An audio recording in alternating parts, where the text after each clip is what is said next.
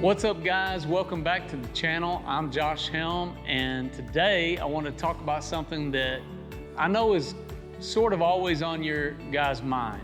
How much does it cost to build a barndominium? And so I wanted to sit down because the last couple of videos we put out on some of our tour videos, we've kind of been bombarded with questions about cost.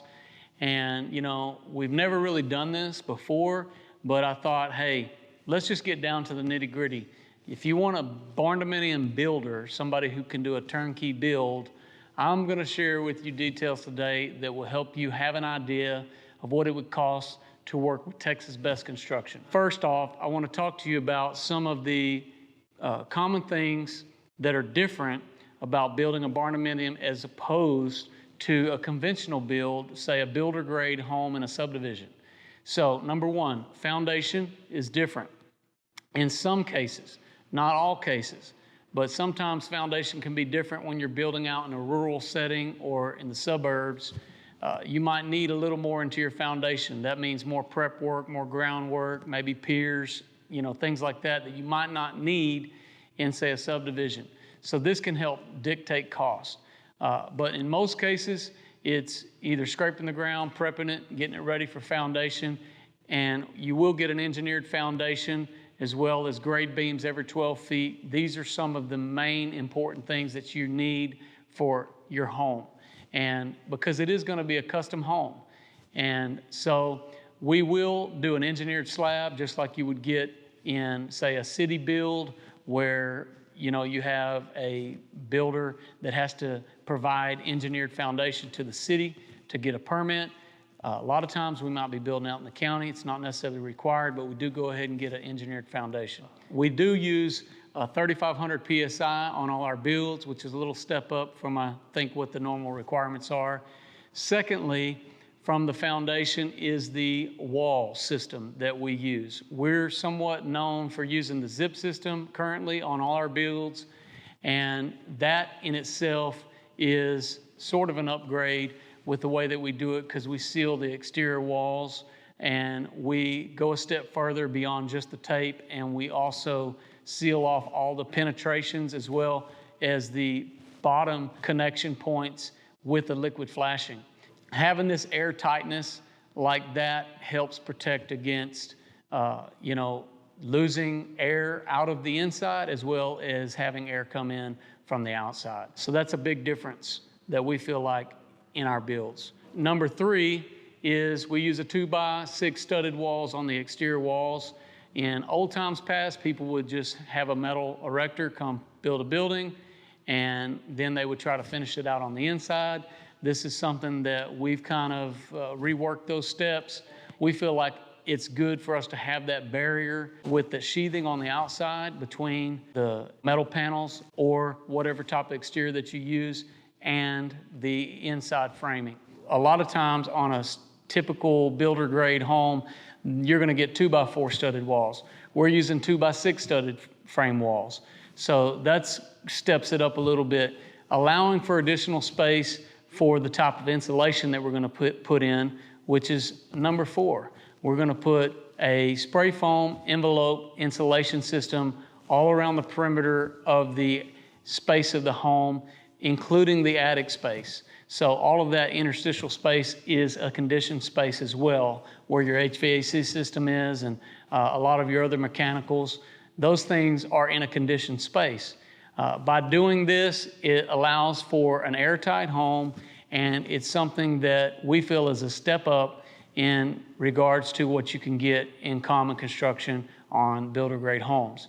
So we will use the closed cell foam on the roof lines and the roof areas where it meets the metal roof.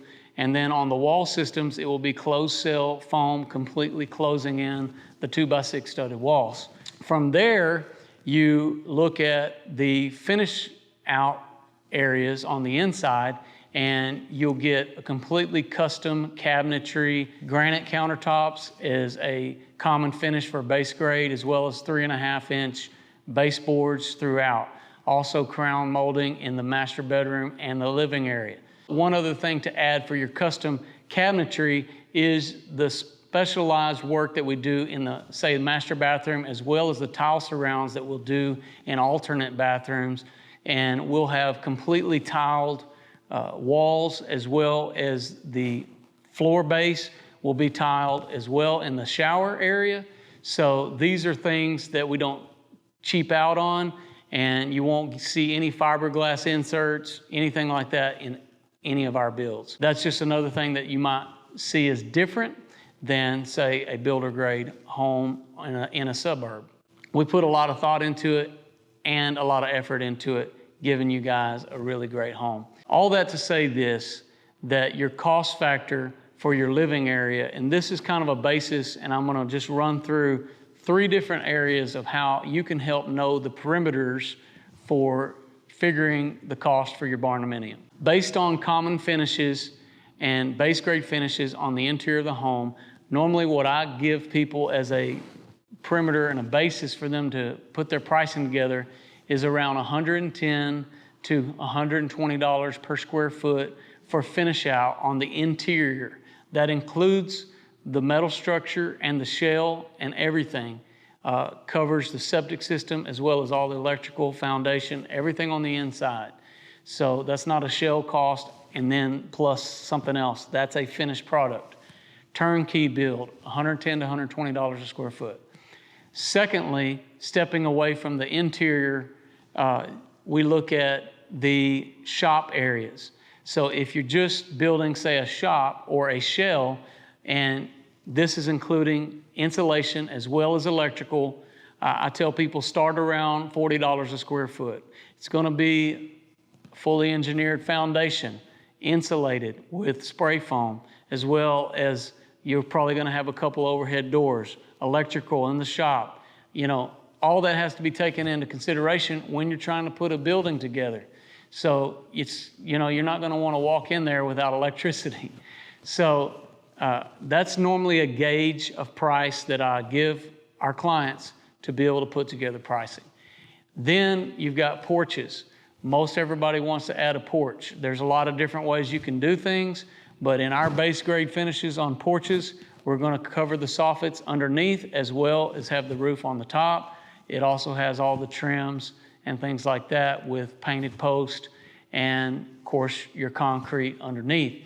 So this, I tell folks, start out around $40 on that as well.